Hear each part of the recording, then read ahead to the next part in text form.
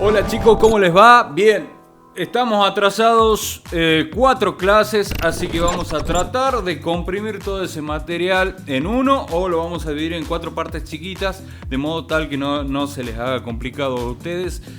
Por el tema de que ya también quiero empezar con toda la parte de programación, como para que empecemos a ver un poquito de acción y no algo tan teórico, por más que tratamos de no hacerlo tan pesado, pero bueno, yo entiendo que varios de ustedes ya quieren empezar a ver algo en la computadora.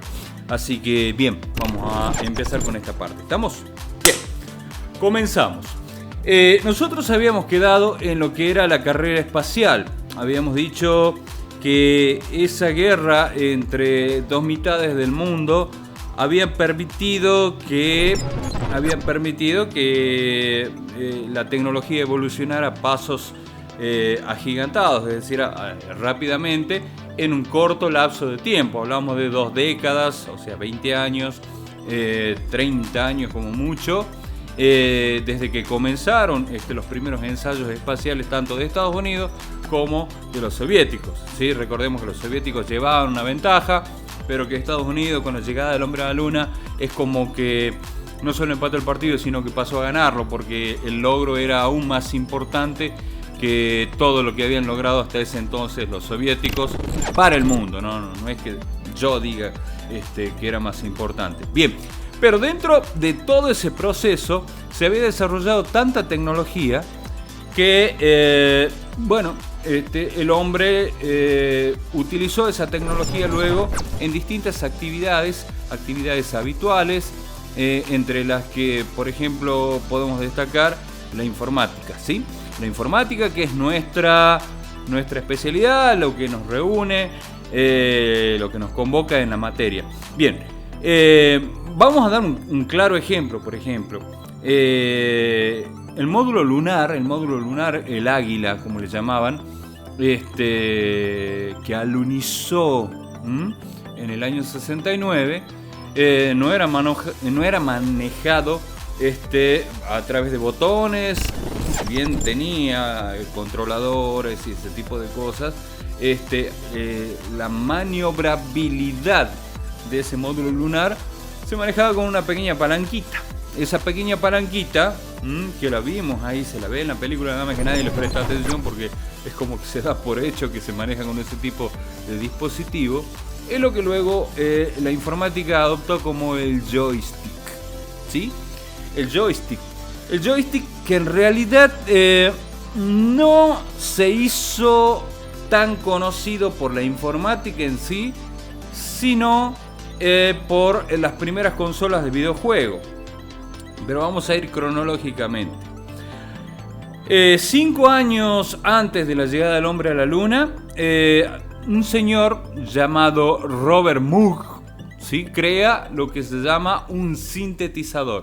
Un sintetizador no es esto que tengo acá, se llama controlador. Ya les voy a explicar en alguna clase cuál es la diferencia entre un controlador, un teclado, un piano y un sintetizador. Un sintetizador es un dispositivo que permite utilizar señales electrónicas, frecuencias sonoras, y convertirlas en sonido, ¿sí? Esas señales o esas frecuencias convertidas en sonido podían modularse de una manera o de la otra, produciendo distintos timbres y distintas notas musicales. Bueno, el señor Robert Moog en el año 64 es que crea ese primer sintetizador, que tenía una particularidad. No era siquiera como esto o como lo imaginamos.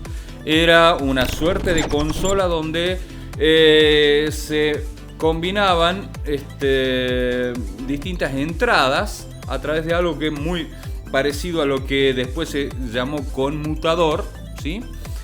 ¿Por qué? Porque tomaba las señales de una entrada y al mezclarlas con las señales de otra entrada producía un sonido diferente. ¿Pero qué tiene que ver esto con lo que nosotros vemos?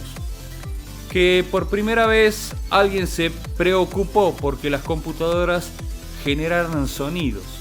¿Y el sintetizador de qué manera influyó?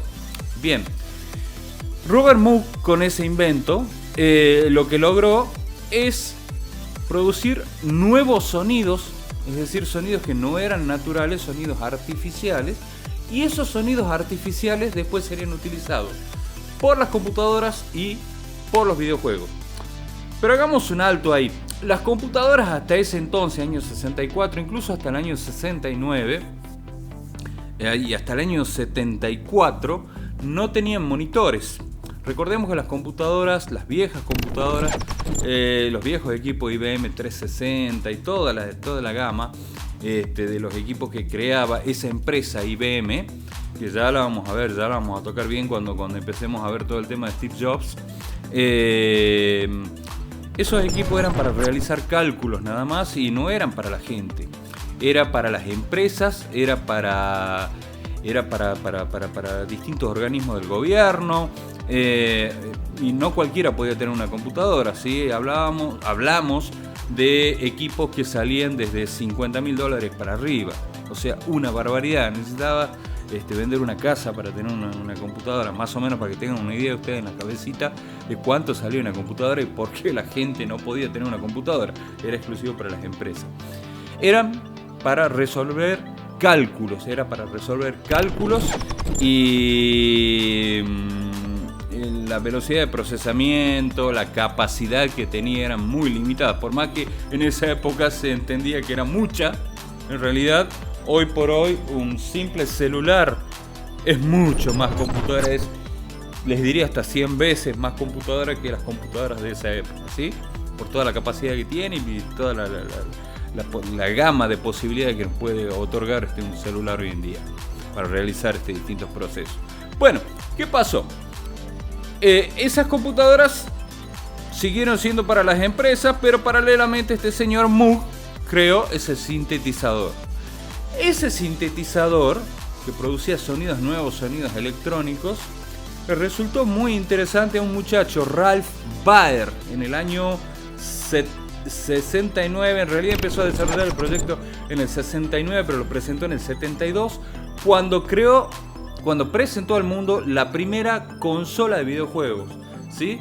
La Odyssey, la Magnavox Odyssey, una creación suya que integraba algunos de esos sonidos o esas frecuencias sonoras sintetizadas como parte de los primeros videojuegos que se vieron, ¿sí?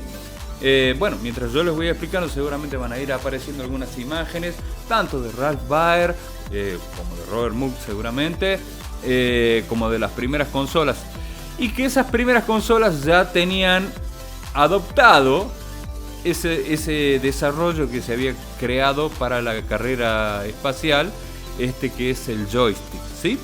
Que en su momento, cuando se utilizó, por ejemplo, en lo que es la carrera espacial, se le llamaba mando, simplemente. Bien, ¿qué pasó? Bueno, se crea el primer sintetizador en el 64, se presenta la primera consola de videojuegos en el 72, cuyo desarrollo empieza en el 69.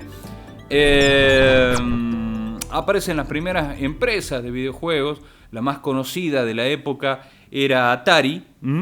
Atari, que producía muchísimos juegos, incluso hasta la década del 90 era furor Atari, hasta comienzo de los 90. Después fue diluyendo porque aparecieron varias empresas más, incluso ahí en los 80, Konami y otras empresas. Bueno, ¿qué pasó? En algún momento, en el año 72, 73, un grupo no eran hippies, pero sí eran rebeldes, rebeldes del mundo, rebeldes de la tecnología, comienzan a desarrollar otro tipo de inventos. Entre ellos se crea una primera computadora personal, pequeña, que constaba de un pequeño teclado que en realidad ni siquiera era en una caja de plástico, sino era una caja de madera, que se crea la Apple I. La crean dos personajes bastante singulares.